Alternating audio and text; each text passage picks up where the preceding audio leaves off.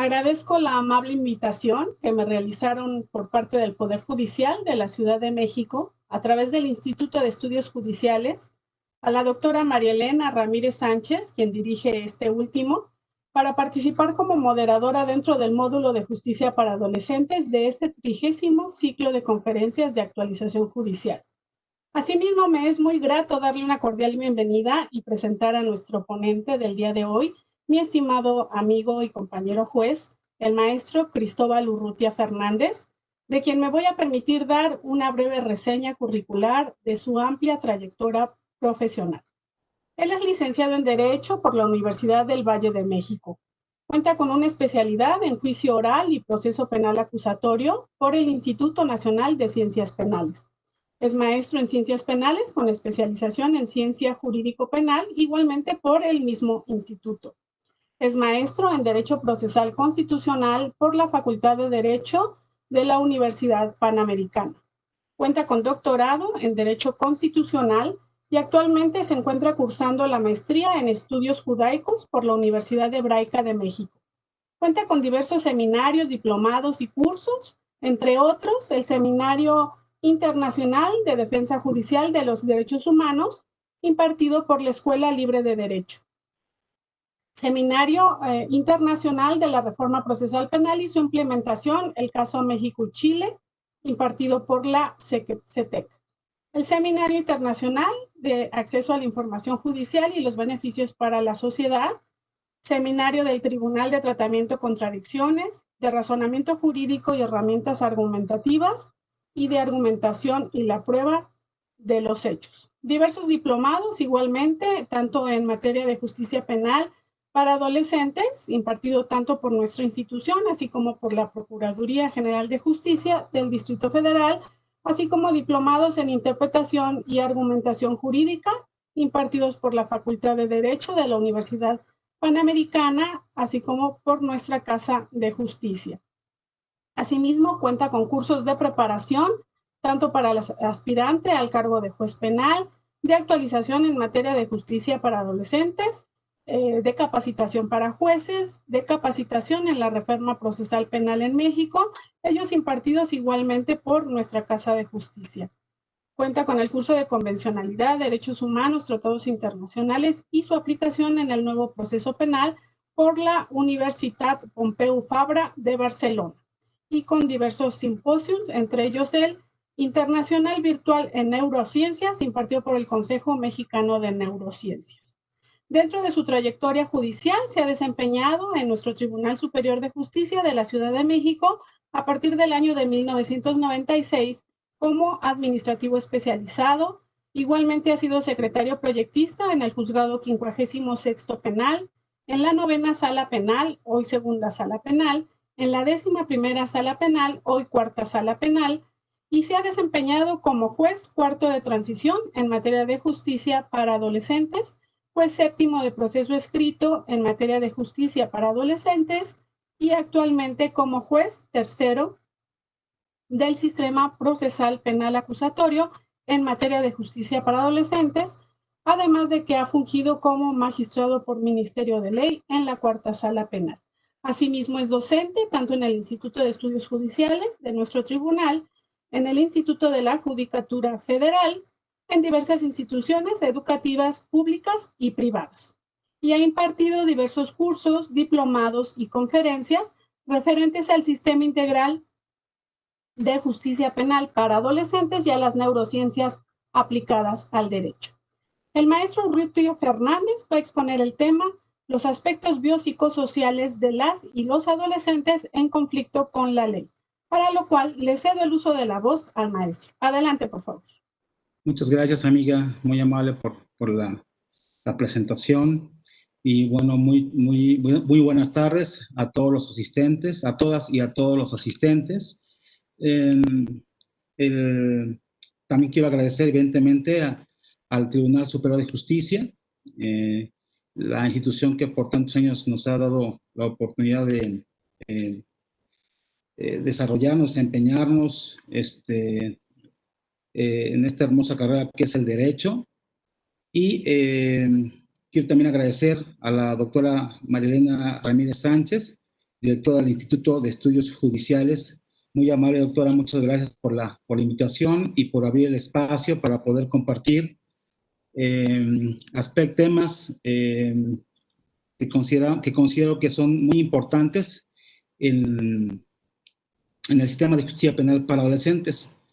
Bueno, sin mayor preámbulo, el tema, como ya bien saben ustedes, son los aspectos biopsicosociales de las y los adolescentes en conflicto con la ley penal.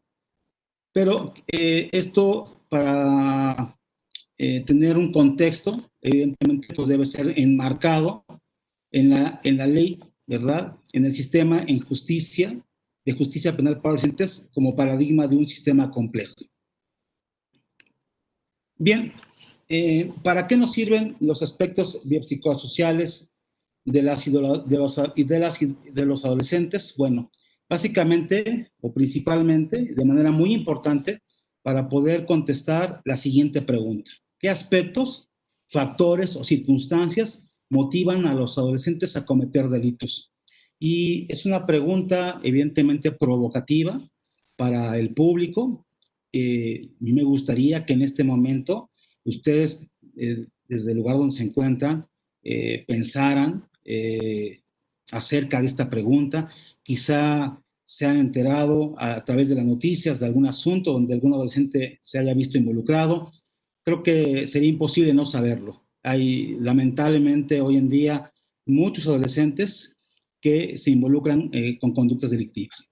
Bueno, como un marco, a manera de marco referencial, podemos, y para poder entender la problemática, en el informe de las Naciones Unidas, en la perspectiva para el quinquenio 1960-1964, publicado por el Departamento de Asuntos Económicos y Sociales, ya veían a la delincuencia de menores como un problema grave, ¿no? Y al respecto, decían que era preciso enfocar en forma muy amplia el estudio de las causas subyacentes y crear nuevos métodos con que ponerle remedio.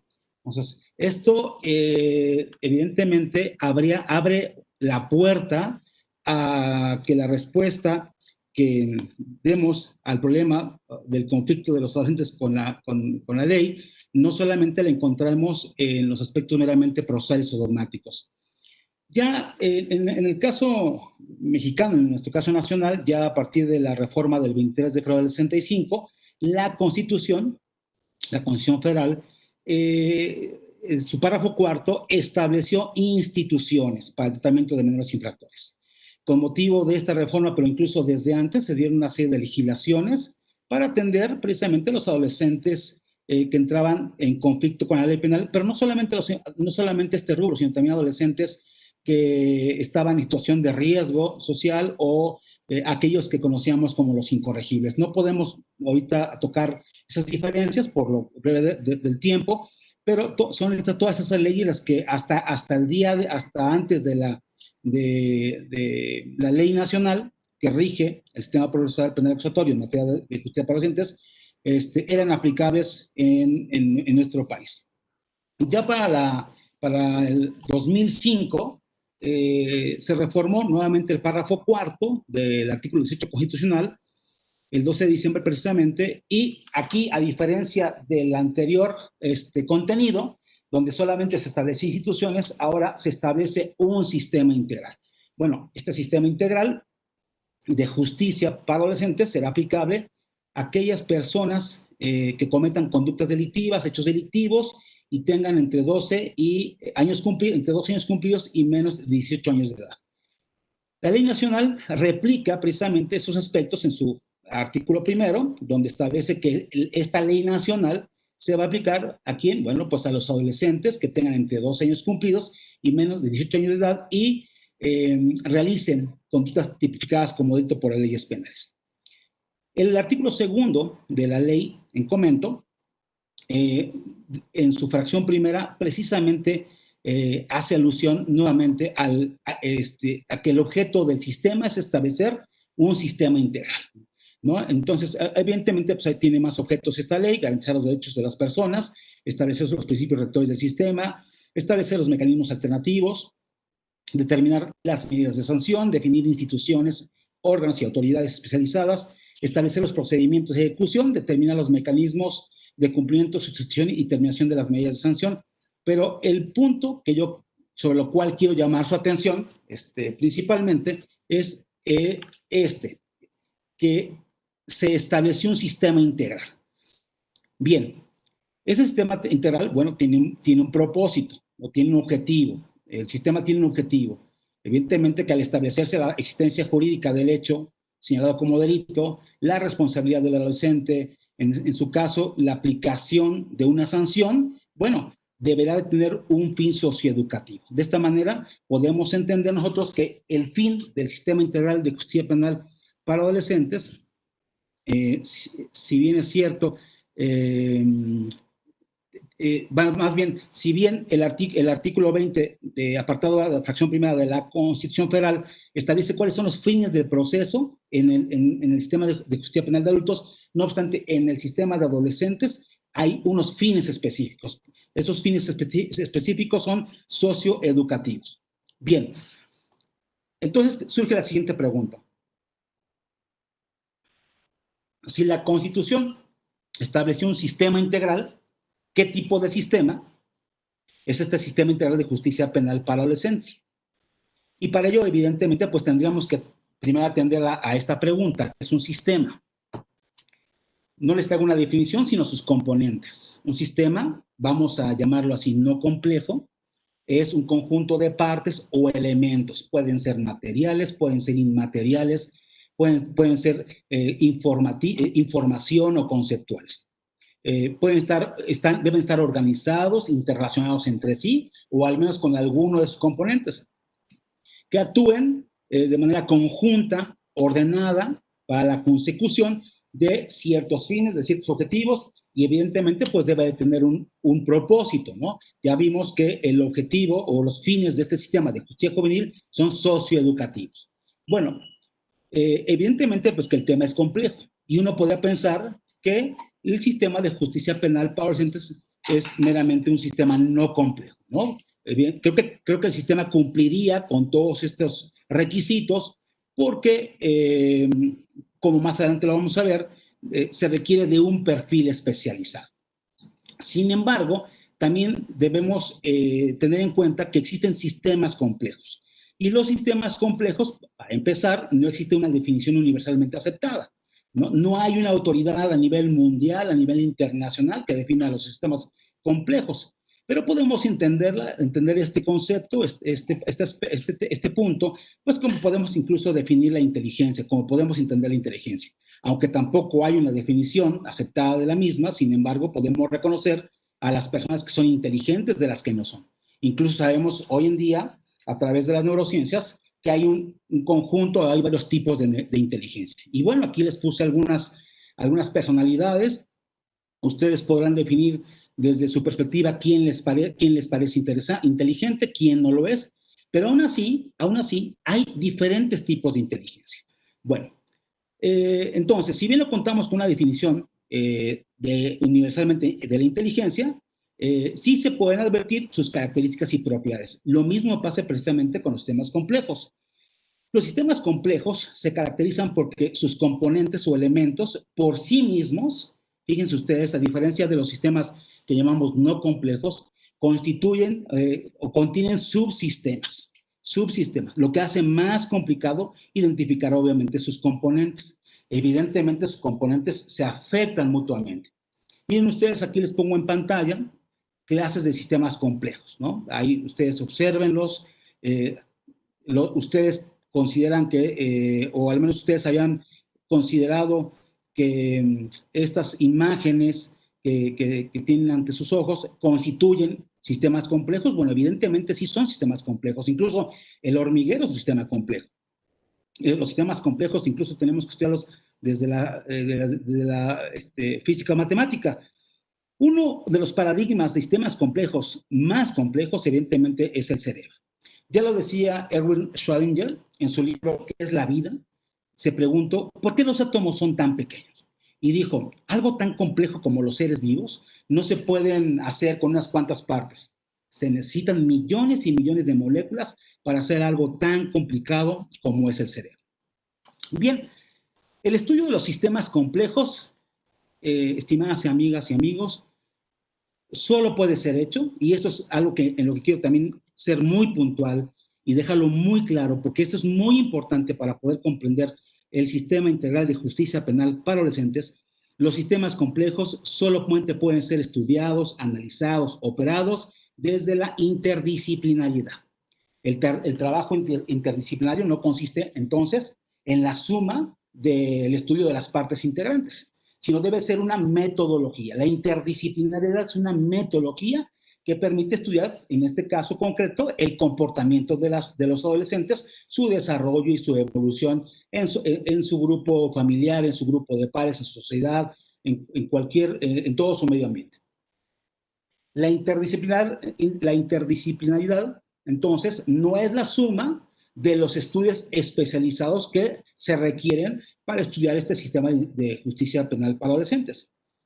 El marco epistemológico interdisciplinario debe ser compartido por todos los investigadores. Más adelante vamos a ver qué es interdisciplinario, qué es multidisciplinario y qué es transdisciplinario. Entonces, pero es importante que ustedes vayan visualizando esto, que ustedes lo vayan contemplando. La interdisciplinaridad debe ser compartida por todas las personas que interactúan en ese sistema complejo. Es decir, no basta con que cada uno de los investigadores o de los operadores o de los que trabajan en el sistema aporte desde su rama, desde su disciplina, sus conocimientos, sino es importante que ellos se van impregnados por los conocimientos de todos los demás. Como ya lo he dicho, la interdisciplina es una metodología, es una manera de trabajar. La formación de interdisciplinaridad surge como una respuesta a los problemas de la especialización disciplinar. Y el sistema integral de justicia penal para adolescentes requiere de especialización. Entonces, es importante que no separemos precisamente sus componentes, porque como lo veremos, los componentes que integran el sistema de justicia penal para adolescentes son subsistemas. El problema de la formación de las personas preparadas en interdisciplina es que por lo regular suelen yuxtaponer los conocimientos. Es decir, empiezan a almacenar conocimientos, sin embargo, no saben integrarlos. Bien, entonces, ¿existe alguna relación entre los sistemas complejos y el sistema integral de justicia penal para adolescentes? Bueno, ¿es acaso entonces el sistema integral de justicia penal para adolescentes un sistema complejo? Veamos lo que dice el artículo 164. Los operadores del sistema son todas aquellas personas que forman parte de los órganos antes mencionados. ¿Quiénes son los órganos antes mencionados? Bueno, lo dice el artículo 63. Ahí, perdón, el artículo está erróneo, es artículo 64, no es 164. Es un error de dedo. Bien, lo que establece el artículo 63 es que los operadores del sistema son la defensa privada, la defensa pública, el Ministerio Público, la autoridad administrativa, las personas, los facilitadores de los mecanismos, los policías de investigación y evidentemente, bueno, pues, los asesores jurídicos y el juez. Estas personas deben contar con un perfil especializado, ¿sí? Un perfil idóneo que acredite los siguientes conocimientos y habilidades. Y fíjense ustedes los elementos que deben definir ese perfil del operador del sistema en comento.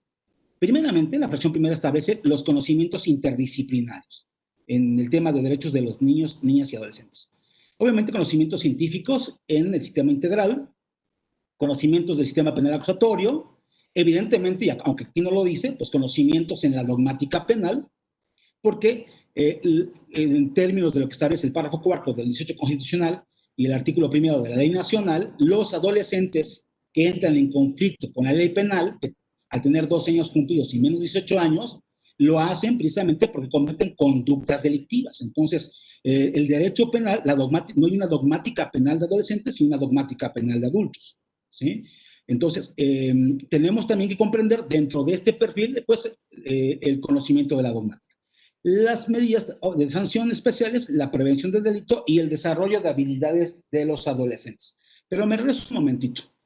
en el tema de los conocimientos interdisciplinarios. Veamos, ya habíamos visto hace unos momentos que los sistemas complejos son una metodología para llegar a una finalidad, para llegar a un conocimiento, y esa metodología implica una actividad interdisciplinaria. Entonces, me parece que sí hay una relación entre el tipo de sistema que nosotros tenemos en la Constitución y en la ley nacional, identificado como un sistema complejo. ¿Por qué? Porque, de acuerdo a lo que establece el legislador, este sistema únicamente se puede operar desde la interdisciplinariedad.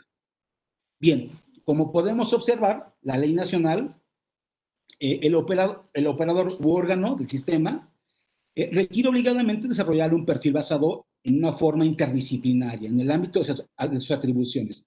Obviamente esto es muy entendible, o no debemos de confundirnos, porque no será el mismo nivel de contacto que tenga un policía de investigación o un policía aprensor que un facilitador de mecanismos alternativos, que la autoridad administrativa, donde los adolescentes están en internamiento preventivo o cumpliendo su sanción, o, por ejemplo, ya el operador técnico, como puede ser el asesor jurídico, el defensor privado público, el Ministerio Público y el juez. Entonces, hay niveles, evidentemente, de especialización atendiendo a sus atribuciones. Entonces, podemos advertir que el perfil del operador requiere un nivel de especialización. El artículo 23 establece precisamente que todas las autoridades de este sistema deben de estar formadas, capacitadas y especializadas en este sistema. Y un punto neurálgico, un punto medular de todo el sistema, lo vamos a encontrar precisamente en el artículo 23, párrafo 3 de la Ley Nacional del Sistema Integral.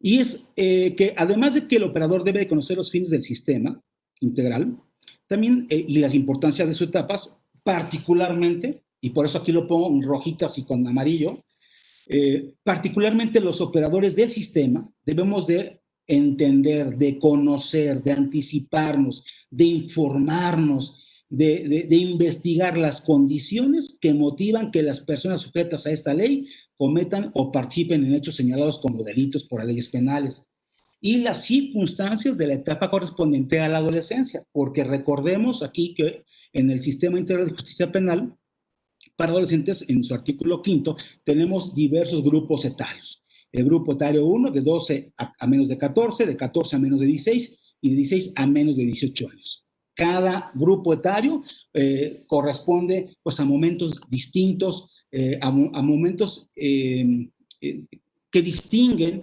precisamente a las y a los adolescentes que cometen conductas delictivas. Es decir, no puede ser la misma perspectiva de la realidad de un adolescente de 12 años que de uno que está a punto de cumplir 18 años. Entonces, por eso es muy importante que nosotros cuando hablemos del tema de los adolescentes, no hablemos de algo abstracto, de un ente que no podemos comprender, sino sabiendo que hay grupos etarios y que hay formas de pensamiento, que hay realidades distintas, que cada uno de ellos tiene sus propios aspectos biopsicosociales. Bien, entonces, quiero hacer referencia a dos tesis que tienen que ver con la especialización de los operadores de este sistema, que emitió la primera sala de la Suprema Corte de Justicia de la Nación, y aquí tienen abajo los registros de la 65-2008 y la 64-2008. Bueno, referente precisamente al perfil del especialista, señala la Corte que para que el funcionario, y evidentemente no debemos de entender esto de forma tan estricta, tan limitada, excluyente, obviamente si bien dice el funcionario, pero debe decir más bien el operador. No es que yo esté haciendo una interpretación de la Corte, sino evidentemente como operador del mismo sistema, advierto la necesidad que no solamente el funcionario, sino solamente el juez, si es que a esto se refiere, debiera ser uno que cuente con ese perfil, sino todas las partes en términos del artículo 63 de la propia Ley Nacional. Bueno, esa especialidad establece la Corte que puede adquirirse por una certificación de una institución educativa con un reconocimiento oficial, por una práctica profesional más o menos, ¿no? Con un plazo razonable prolongado, pero a falta de esto, bueno, tener algunos conocimientos específicos de los puntos, aspectos que vimos en el artículo 64, y evidentemente algo novedoso que incorpora aquí esta tesis, que parecía ser como que está, bueno, que de hecho está al final de la propia tesis, pero a mí me parece que es de lo más relevante, el que además o aunado de la certificación y de la práctica profesional, los exámenes que científicamente resulten adecuados para probar el perfil del que desea operar el Sistema Integral de Justicia Penal para Adolescentes. Y vamos a ver cómo esto realmente tiene un referente en la realidad. Sin embargo, me parece que esta tesis, esta jurisprudencia, donde la Corte establece que la especialización para el funcionario debe de cumplir con dos vertientes, una de ellas como una capacitación o una instrucción multidisciplinaria, no es tan afortunada, ¿no? Porque rompe precisamente con el esquema que viene manejando la ley nacional y rompe precisamente con los componentes de lo que ahora entendemos como sistemas complejos. Entonces, pero sin embargo esto nos mete la duda, ¿no? ¿Cómo debemos operar el sistema? ¿De forma interdisciplinaria o de forma multidisciplinaria? Bueno, pues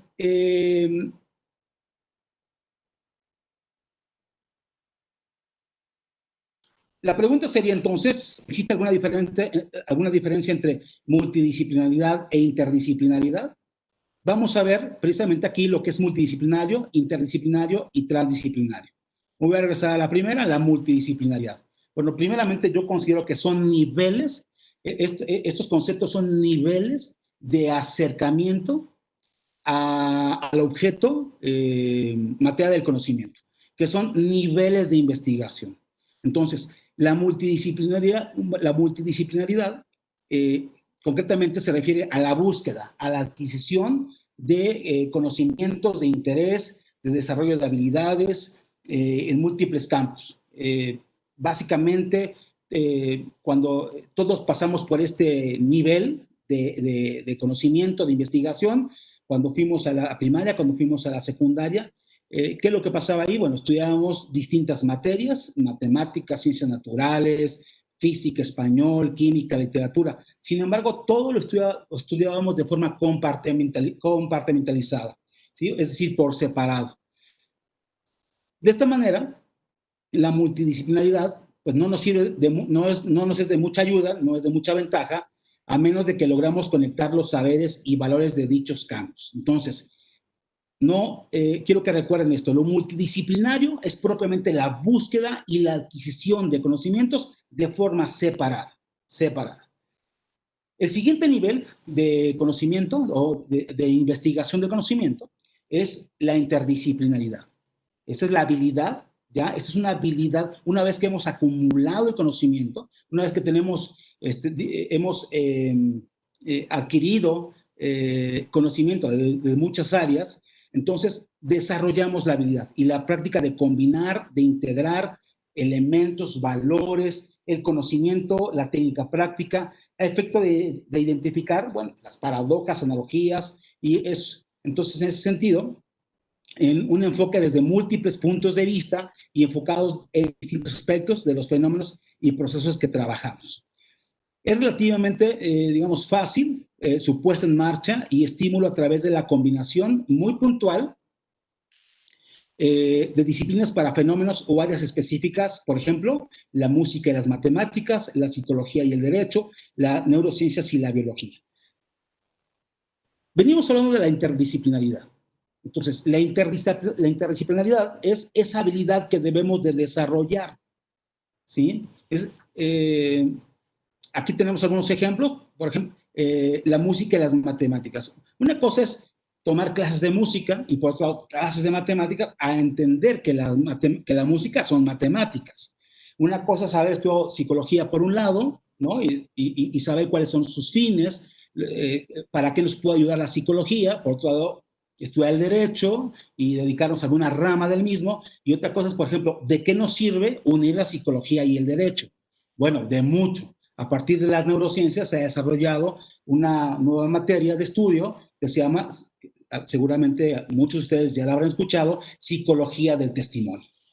Entonces, ¿qué es la psicología del testimonio o para qué nos sirve la psicología del testimonio? Bueno, es una gran herramienta hoy en día para precisamente poder acercarnos un poco más, pues no a la verdad de los hechos, pero al menos para poder establecer qué es lo que sucedió atendiendo a la denuncia de algún delito. A través de la psicología del testimonio podemos entender entonces cómo funciona o cómo opera la percepción, cómo opera el recuerdo, cómo se almacenan los recuerdos. Y ahora podemos entender que los recuerdos no se almacenan todos de un evento en un solo cajoncito en nuestro cerebro, sino que el hipocampo disgrega toda esa información, guarda, separa los olores, los sabores, los colores, las formas, y las va guardando como el hipocampo desea, porque no es un órgano que esté a nuestra disposición. O sea, yo no puedo decirle a ese órgano de mi cerebro que guarde lo que yo quiero guardar, aunque incluso yo tenga la pretensión de hacerlo. Sin embargo, es el hipocampo el que lo va a almacenar en todo nuestro córtex cerebral, de tal manera que a partir, por ejemplo, de la psicología del testimonio, ahora podemos saber cómo poder, más bien, interrogar desde un punto neurocientífico al testigo. Ya no solamente, pues no bastará con que venga el testigo y nos diga, después de un año de ocurrir los hechos, que se acuerda perfectamente de los mismos, si desde los aportes de las neurociencias, desde la psicología del testimonio, sabemos que hay todo un proceso de almacenamiento y que además le corresponde únicamente al hipocampo y no a nuestro ser consciente determinar qué es lo que va a olvidar de nuestro cerebro. Bueno, evidentemente también tenemos las neurociencias y el derecho, las neurociencias y la biología. Y finalmente tenemos este aspecto que es la transdisciplinaridad.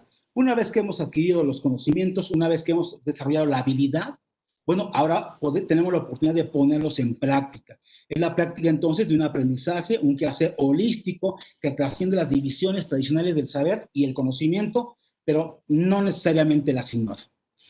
Bajo un enfoque transdisciplinario, no compartimentalizamos un objeto de estudio o actividad dentro de una rama u otro saber de la ciencia, sino que asumimos su naturaleza plural, que trasciende áreas y emprendemos su exploración y descubrimiento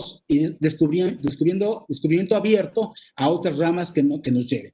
Entonces, yo les pediría en este momento que empiecen a pensar alguna conducta, algún delito cometido por algún adolescente, ¿no? ¿Cómo podríamos analizar esa conducta delictiva de un adolescente que ha entrado en conflicto con la ley penal, pero que no solamente fuera desde una perspectiva del derecho penal? Su implementación, el objetivo es apreciar cada campo, ¿no? Cada campo de estudio, cada campo que nos va a servir para poder comprender el fenómeno, en este caso el fenómeno delictivo, la conducta delictiva cometida por un adolescente. Debemos ser capaces de ver más allá de las barreras, es decir, como abogados tenemos que empezar a ponernos en los zapatos o en los lentes más bien de otras áreas de investigación del fenómeno delictivo. Evidentemente sabemos que el fenómeno delictivo no solamente lo estudiamos los juristas, hay otros campos de investigación también, como por ejemplo la criminología, la criminalística, la psicología, ¿no? Bien, entonces la visión interdisciplinaria, esto es algo sumamente importante, nos hace ver el mundo y la realidad de otra manera. Vamos a ver más adelante por qué esto es así. Bueno, entonces, ¿qué aspectos, factores o circunstancias motivan a los adolescentes a cometer delitos? Para empezar, les podría decir que para empezar a comprender el problema de los adolescentes en conflicto con la ley penal, tenemos que darnos cuenta de que si bien los adolescentes hacen cosas idénticas, lo cierto es que no lo hacen por móvil, que lo hacen por móviles muy distintos y con intenciones muy diferentes. Una conducta análoga y al parecer idéntica puede tener funciones muy distintas cuando se trata de individuos diferentes. Un adolescente no entra en conflicto con la ley penal de un momento a otro, sin más ni más, bajo un estímulo momentáneo, sino como resultado de una larga y muy intrincada serie de aspectos o circunstancias. Podría yo decir desde que estamos desde el claustro materno, una vez que estamos en nuestra primera infancia, nuestra segunda instancia, la preadolescencia, todas esas vivencias que hemos experimentado, consciente o inconscientemente incluso, marcan la toma de nuestras decisiones. Nos motivan a actuar y hacer como somos. Entonces, la condición o medida que se impongan, la condición o medida de sanción que se impongan sin tomar en cuenta tales factores tendrán pocas posibilidades de éxito, si no es que nulas, al no estar ajustadas a la realidad biopsicosocial de ese adolescente. ¿Cómo comprender entonces este fenómeno? Al parecer, ni la dogmática penal, ni la política criminal, ni la doctrina de justificación de las sanciones consiguen por sí mismas aportar elementos específicos para entender y dictar ese tipo de comportamientos.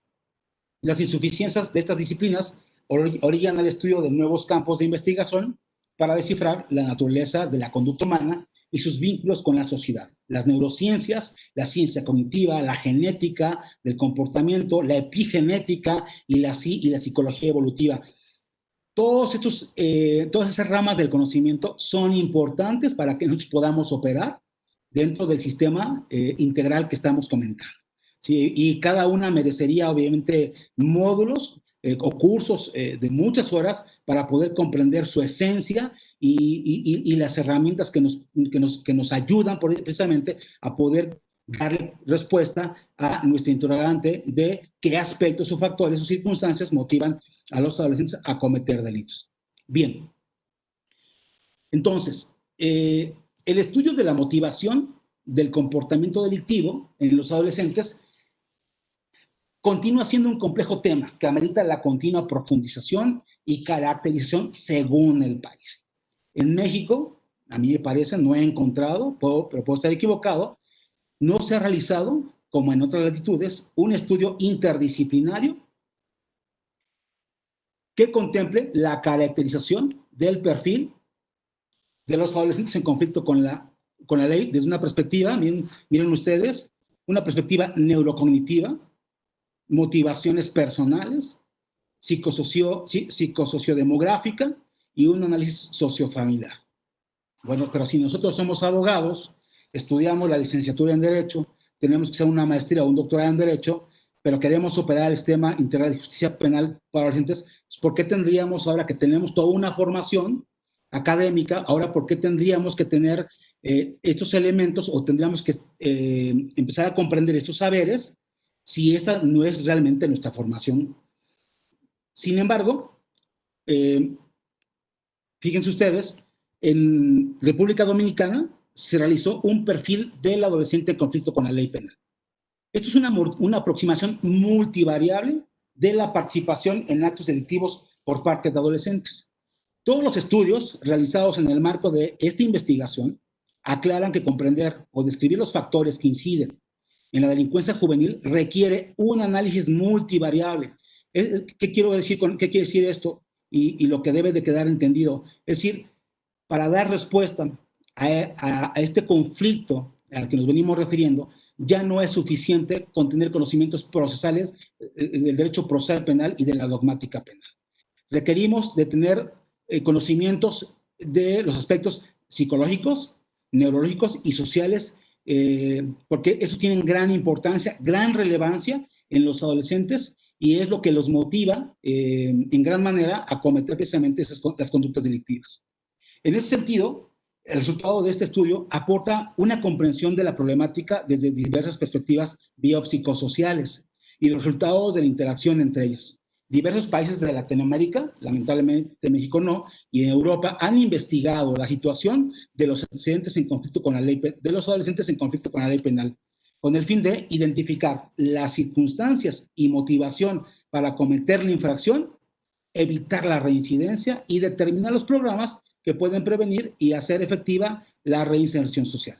Y miren ustedes, pongo frente a sus ojos el resultado de esta investigación, de esta intervención interdisciplinaria, en donde trabajaron en cantidad de adolescentes internos y en externación en República Dominicana, y evidentemente intervinieron psicólogos, psiquiatras, médicos, sociólogos, antropólogos, neurocientíficos, Entonces fue todo un grupo multi-interdisciplinario. ¿Por qué es un grupo multidisciplinario en primera cuenta? Bueno, porque cada uno de las personas que intervinieron proviene de una rama del conocimiento distinto, pero a su vez ellos son interdisciplinarios, porque lograron ponerse de acuerdo, desarrollar un lenguaje en común para poder identificar las razones, los aspectos, los factores por los cuales los adolescentes cometen conductas delictivas.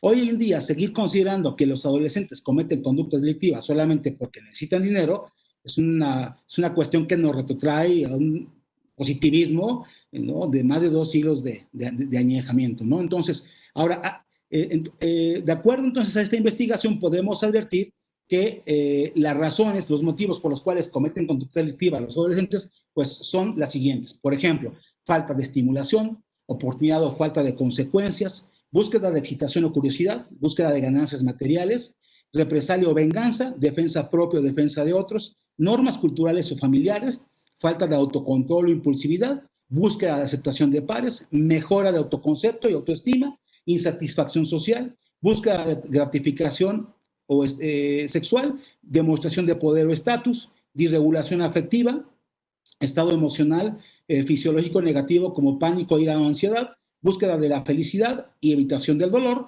búsqueda de atención, búsqueda de placer a partir del sufrimiento de otros, satisfacción de alguna adicción o estado cognitivo alterado.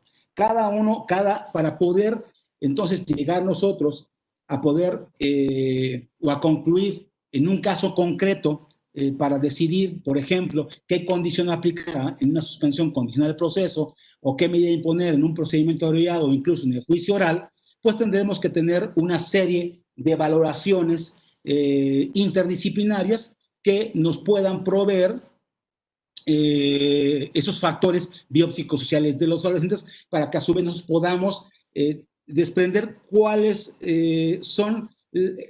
cuál de esas motivaciones son las que se actualizan en el caso concreto. Y con base en ello, por ejemplo, imponer un tratamiento. Entonces, la importancia de los factores biopsicosociales de las y de los adolescentes en conflicto con la ley penal, bueno, para empezar tendríamos que ver qué son los aspectos, ¿no? Los aspectos son aspectos biológicos, psicológicos y sociales que el ser humano tiene en todas las áreas de su vida. Entonces, los aspectos biopsicosociales, la relevancia en el tema que nos ocupa en esta tarde, la relevancia de esos aspectos no es porque los adolescentes se hayan entrado en conflicto con la ley, sino la relevancia es porque son personas. No se requiere, entonces, es decir, no se hace trascendente el estudio de estos factores solamente porque la persona entra en conflicto con la ley penal, sino por el simple hecho de ser un ser humano y ser persona. ¿Por qué? Porque precisamente al acompañarnos en todas las áreas de nuestra vida, debemos entender que, por ejemplo, el potencial del ser humano está determinado por sus características biológicas, básicamente por el cerebro, que como ya dijimos es un sistema súper complejo. El cerebro es mucho más complejo, incluso dicen los científicos, que el propio universo. Pero a su vez, el accionar del ser humano está condicionado, está influenciado por aspectos psicológicos, los deseos, las motivaciones, las inhibiciones, los sentimientos, la reactividad, el entorno social, la dinámica familiar, los rasgos de personalidad, trastornos psicológicos. Entonces, hay una gran variedad que van modelando la personalidad y la toma de decisiones de las personas. Y evidentemente el entorno social, que es súper importante, incluso a veces más determinante que la propia genética, porque el medio ambiente y sobre todo en los adolescentes influye en demasía para que ellos tomen decisiones aventajadas, reactivas, en ausencia de reflexión y cometan conductas delictivas. Recordemos que los adolescentes han dejado de ser niños y están en una etapa de muchas primeras veces. Obviamente, al tener mayor conciencia sobre sí mismos, se preguntan evidentemente quién son, cómo deben de ser, a quién se deben de parecer. Ya la familia no les es suficiente para poder lograr, para poder responder esas preguntas. Entonces, ese desprendimiento natural que tenemos cuando estamos en la etapa de la adolescencia, pues nos lleva a involucrarnos y a relacionarnos con un grupo de pares, con otros adolescentes, porque quizá ahí el adolescente, a través de ver a otro como él, pueda identificarse a sí mismo. Entonces, el adolescente busca encontrarse a través de la personalidad de otro adolescente. Estos tres aspectos psicosociales no pueden jamás escindirse. Entonces, no podemos solamente en el sistema integral de justicia penal para adolescentes solamente estudiar la cuestión biológica y dejar de lado la cuestión psicológica y la cuestión social. No podemos estudiar solamente la psicológica y excluir las demás y así sucesivamente con el aspecto social. Siempre deben de estudiarse de forma íntegra. Bien, con base en las cuestiones antes anotadas, estamos entonces en la posibilidad de afirmar que para dar cumplimiento a la exigencia establecida en el párrafo tercero del artículo 23 de la Ley Nacional, relativa a conocer las condiciones que motivan que las personas sujetas a esta ley cometan o participen en hechos señalados como delitos por las leyes penales y las circunstancias de la etapa correspondiente a la adolescencia, resulta imprescindible conocer los aspectos biopsicosociales de las y los adolescentes. Será con base en esos aspectos biopsicosociales que se podrán establecer las condiciones, como ya lo decía, de una suspensión condicional del proceso o las sanciones de un procedimiento abreviado o de un juicio oral. Una vez definido el origen del problema y de esta forma atender, por medio de uno o varios tratamientos, aquellos factores por los cuales la o el adolescente entró en conflicto con la ley penal. Además, si consideramos que el sistema integral de justicia penal para adolescentes es un sistema complejo, pues sus componentes o elementos por sí mismos constituyen subsistemas, aspectos biopsicosociales, el proceso penal, el acusatorio, la dogmática penal, derechos humanos. Será a través de una metodología interdisciplinaria que nos permitirá estudiar el comportamiento de las y de los adolescentes en conflicto con la ley penal. Es importante, estimadas amigos y amigas, reconocer que la interdisciplinariedad pone a muchas personas de distintas disciplinas o ramas del conocimiento en contacto y son personas que hablan lenguajes diferentes. En el sistema integral de justicia penal para adolescentes, evidentemente que serán los juristas, los biólogos, psicólogos, psiquiatras, neurólogos, sociólogos, antropólogos, neurocientíficos, adictólogos, etcétera, etcétera, etcétera. De tal manera que al hablar lenguajes distintos, es muy probable que no se comuniquen inicialmente las ideas de forma adecuada. Sin embargo, al tener cada uno su propia perspectiva del tema, de la problemática, del conflicto de los adolescentes con la ley penal, tendrán que establecer o tendremos que establecer un lenguaje común y a partir de ahí intercambiar ideas de manera fructífera. Por ejemplo, los fenómenos neuroquímicos y neurobiológicos que intervienen en el desarrollo del cerebro, las vivencias satisfactorias que permiten el establecimiento de relaciones interpersonales significativas y las situaciones traumáticas que como condicionantes ambientales afectan el correcto devenir de la personalidad, conforman un conjunto de variables determinantes a la hora de comprender la forma de actuar de una persona y evidentemente pues que no podemos excluir esas conductas delictivas. El cerebro se ha convertido en objeto de estudio interdisciplinario y multidisciplinario, de biofísicos, de bioquímicos, de biólogos moleculares, de fisiólogos, de expertos en computación, en inteligencia artificial, de psicólogos, de neurólogos, de psiquiatras, de neurocientíficos y evidentemente que también de los abogados. Recientemente las neurociencias han hecho avances importantes en el conocimiento de la relación entre la organización del cerebro y los procesos mentales. Y como consecuencia, atributos tales como el pensamiento, la memoria, la atención y la conciencia son estudiados hoy en día en el laboratorio. ¿Qué son las neurociencias?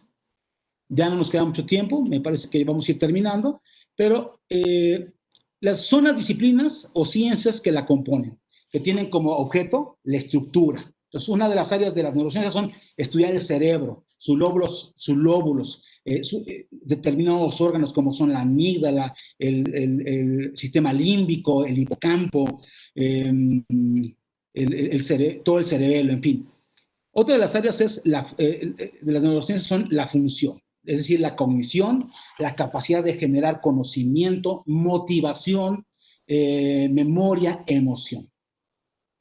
las bases neuronales, evidentemente, que son los neurotransmisores. Los neurotransmisores, bueno, son sustancias que segregan las neuronas del cerebro al llevar a cabo esta conexión sináptica, y evidentemente que los neurotransmisores, desde los avances neurocientíficos, sabemos ahora que regulan nuestra personalidad y nuestra toma de decisiones. Y también, evidentemente, estudia las neurociencias las patologías del sistema nervioso. Por ejemplo, el Alzheimer debido a una baja acetilcolina, o la esquizofrenia debido a un exceso de dopamina. Entonces, las neurociencias, en concreto, estudian la base biológica de nuestra conducta. La conducta delictiva es el objeto de estudio del derecho penal. Si tienes más de 18 años, entonces será del derecho penal de adultos. Si tienes menos de 18 años, será el derecho penal de los adolescentes.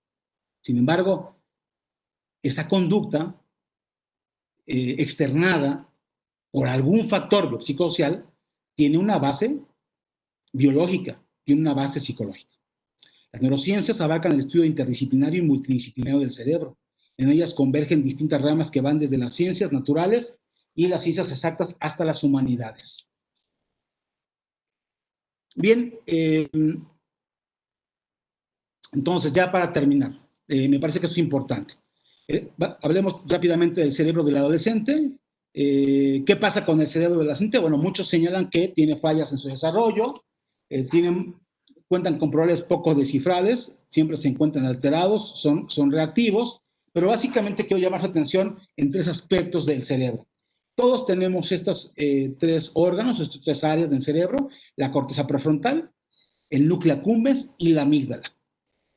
El cerebro del adolescente trabaja más o menos así. Bueno, tomando en consideración que en la corteza prefrontal está la motivación, está la intencionalidad, está la planificación del futuro, está el autocontrol, la flexibilidad del pensamiento, la intuición, la empatía o el juicio, recordemos que el adolescente es inmaduro biológicamente hablando.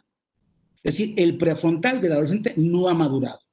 El prefrontal del ser humano, de acuerdo a las neurociencias o a los aportes científicos, alcanza su máxima maduración por encima de los 25 años, si no es que hasta los 29 años. Estamos hablando de una maduración biológica que no depende propiamente de nuestro medio ambiente, ni de nuestros pensamientos, ni de que nosotros seamos maduros socialmente hablando o seamos maduros emocionalmente hablando.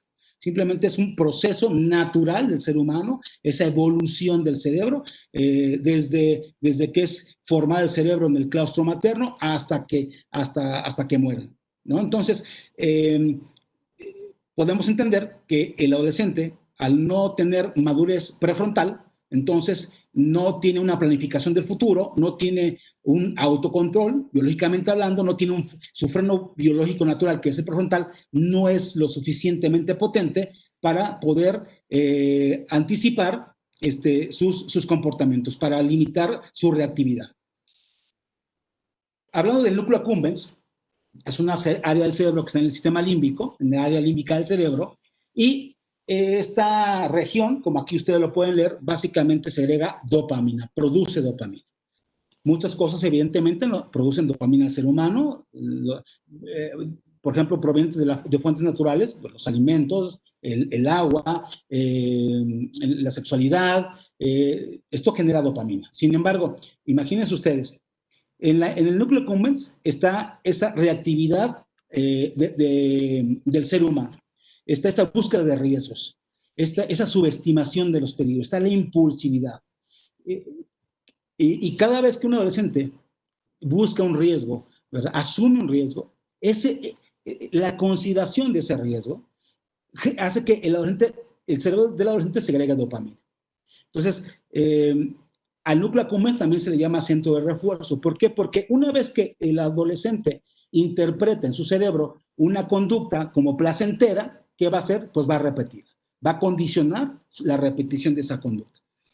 Y finalmente en la amígdala está la reactividad emocional, están las emociones, están los sentimientos, está el amor, está la agresión, está la angustia, está el miedo.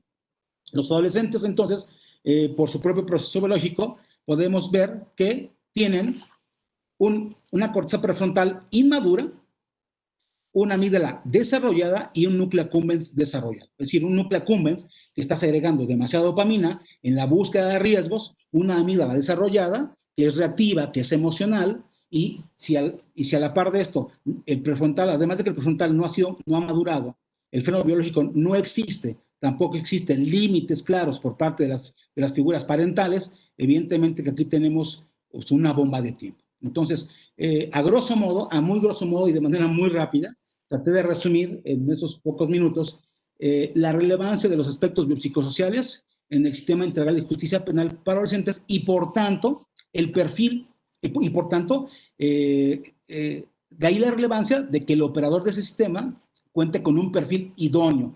Y ese perfil debe ser en la comprensión de un sistema complejo porque debe de operar en la interdisciplinariedad. Entonces, me pongo yo como ejemplo, no solamente basta con que su servidor como juez de este sistema conozca del derecho penal, conozca del derecho procesal penal, conozca de los tratados, de los instrumentos internacionales, del Corpus Juris Internacional, conozca la legislación nacional y conozca la teoría integral del sistema integral de justicia penal para adolescentes, sino que ahora el operador, desde mi perspectiva, es una perspectiva muy personal, el juez, obviamente, igual que las partes técnicas, deben de tener conocimientos también en neurociencias, en neuropsicología, en neuropsiquiatría, en antropología, en sociología, para que juntamente y en términos de lo que establece la fracción séptima del artículo 12 de la Ley Nacional, podamos los operadores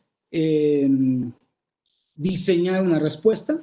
Es decir, la respuesta no solamente la va a dar el juez, si bien es cierto que somos los que tenemos la facultad para hacerlo, para resolver una suspensión condicional, un procedimiento abreviado o un juicio oral. Sin embargo, sobre la base de que el adolescente está dispuesto a asumir su responsabilidad de manera informada, libre, voluntaria, con conocimiento, entonces el Ministerio Público, la defensa, el asesor jurídico debe de trabajar en conjunto para poder lograr hacerse de la información de la cual desprender los aspectos psicosociales de los adolescentes. Bien, me parece que hasta aquí terminaría mi presentación. Muchas gracias.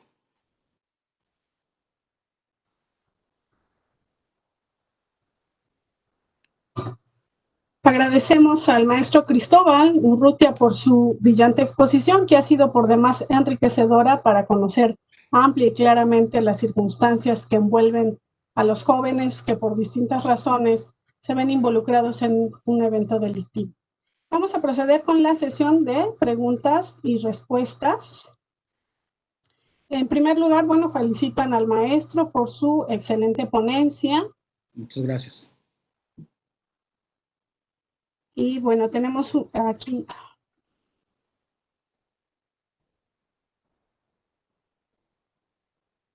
un segundito. Nos pregunta aquí, me parece que ya ha sido contestada, pero bueno, la pregunta es, ¿por qué los abogados postulantes nos tenemos que especializar en justicia para adolescentes si es un tema especializado para las instituciones? Bueno, me parece que sí, en efecto, ya abordé en el desarrollo de la conferencia ese tema. La obligación de la especialización no es únicamente para las instituciones, no únicamente es para el juez, porque recordemos que además en esta óptica, o en el marco de un sistema procesal penal acusatorio, el juez no tiene la carpeta, el juez no tiene un expediente, sino son las partes las que litigan el asunto y bajo esta óptica horizontal y de horizontalidad son los encargados de proveer al juez. Además, tomemos también como base el objeto del sistema, que es socioeducativo. Entonces, a diferencia precisamente, el rompimiento del paradigma del sistema de justicia penal para adolescentes es que en ese sistema de justicia para adolescentes, donde el adolescente ha asumido su responsabilidad, porque también es un presupuesto de este sistema, la asunción de la responsabilidad del adolescente, para el caso evidentemente de que lo haya cometido, no es que lo estemos obligando a aceptar los hechos o la imputación o la acusación, sin embargo, sobre la base de que un adolescente ha aceptado informada y voluntariamente su responsabilidad, Entonces, corresponde a las partes, Ministerio Público, asesor jurídico y defensor, aportarle los elementos al juez para que el juez pueda construir una respuesta. ¿Cómo se construye esta respuesta? Bueno, a través de que el adolescente voluntariamente permita la intervención de especialistas para la práctica de valoraciones psicológicas, radiopsiquiátricas, neurológicas o adictológicas o de las que se advierta exista necesidad de practicarse. Simplemente para poner un ejemplo, no es igual, en mi caso, no es, desde mi perspectiva, no es lo mismo poder resolver una carpeta judicial respecto de un adolescente que ha cometido una conducta delictiva, que quizá a los ojos de la sociedad es sumamente grave, es sumamente desdeñable, pero una vez conociendo su dinámica familiar, una vez conociendo sus rasgos de personalidad, puedo incluso advertir que el adolescente también fue víctima de abusos, de violencia familiar, de abandono, y entonces esos factores el juez no puede dejarlos de un lado a efecto de imponer una condición, una sanción, debe de considerarlos. Precisamente eso es la base de lo que establece el artículo 23 de su párrafo tercero. ¿Cuál sería entonces el objetivo de que la ley nos requiriera saber la motivación por la cual un adolescente comete una conducta delictiva, si no es para atender esa motivación, para atender esos factores? ¿A través de qué? Obviamente, no porque en adolescentes no haya penas, pero el hecho de que nos pongamos una sanción a un adolescente no informada por esos aspectos psicosociales es, desde mi óptica, tanto como si le pusiéramos una pena, porque a fin de cuentas, el internamiento, sea en un cerezo o en una comunidad para adolescentes, no deja de ser internamiento. Entonces, si este internamiento no tiene más que mantenerlo fuera de circulación y dejarlo privado de su libertad sin un tratamiento, me parece que eso también podría ser considerado como una pena. Bien, hay otra pregunta que le hacen que señala: ¿qué tan complicado ha sido introducir este enfoque interdisciplinario en el contexto del Sistema Integral de Justicia Penal para Adolescentes en la Ciudad de México? ¿Las partes lo entienden? ¿Enfocan sus energías? Sí. Desde mi perspectiva, considero que no ha sido complicado, salvo algunos operadores que quizá fueron más reticentes, pero ha sido todo un proceso y una labor que se ha hecho también con ellos. Y puedo decirles con satisfacción que ahora hay audiencias que inicialmente, audiencias de suspensión condicional que nos llevábamos, no sé, más de una hora, porque les costaba mucho trabajo, por ejemplo, al defensor exponer la información que tenía que ver con los aspectos biopsicosociales del adolescente, y obviamente a no tener los conocimientos ni saber para qué servía esa información y cómo operarla a favor del adolescente, pues quería leer todas las valoraciones, porque incluso no se requiere que vaya el especialista a exponer su dictamen. O sea, basta con que la parte, como no hay una controversia propiamente hablando, si hablamos de una suspensión condicional o un procedimiento abreviado, bueno, pues basta con que la parte, el Ministerio Público, el asesor o el defensor invoque esa información al juez. Pero hoy en día, repito, ya hay ya hay varios operadores que además obviamente han estado, defensores, ministerios públicos, asesores, han estado capacitándose, actualizándose y obviamente informándose en esta vertiente neurocientífica del derecho, ahora las audiencias empiezan a ser un poco más dinámicas porque ellos ya saben hacia dónde va esa información, ya saben lo que tienen que dar al juez, e incluso ya saben cómo interpretar esa información. Y esto evidentemente no es porque ellos estén, digamos, estudiando neurociencias, pero tomemos en cuenta algo, todos tenemos un cerebro, y ese cerebro, cada vez que lo llevamos, lo esforzamos, lo exponemos a un reto mayor, evidentemente que el cerebro, en esas sinapsis que genera, ¿no?, va a empezar a interconectar toda esa información, y entonces llega un momento en donde al mismo operador le es reveladora la información para su propia vida, ¿no? Entonces uno aprende mucho en las audiencias acerca de los adolescentes, y podemos entonces diseñar un tratamiento muy en específico con base en esos aspectos biopsicosociales. Bien, otra pregunta que le hacen es: ¿cómo podemos reinsertar a la sociedad a un adolescente que toda su vida ha visto y creído que delinquir es correcto? Bueno, a mí me parece que esa pregunta es muy importante, muy interesante y muy compleja, porque no puedo, porque si bien es cierto, eh, para darle respuesta al adolescente, tomamos sus aspectos biopsicosociales, también lo es que no podemos dejar afuera a la propia familia.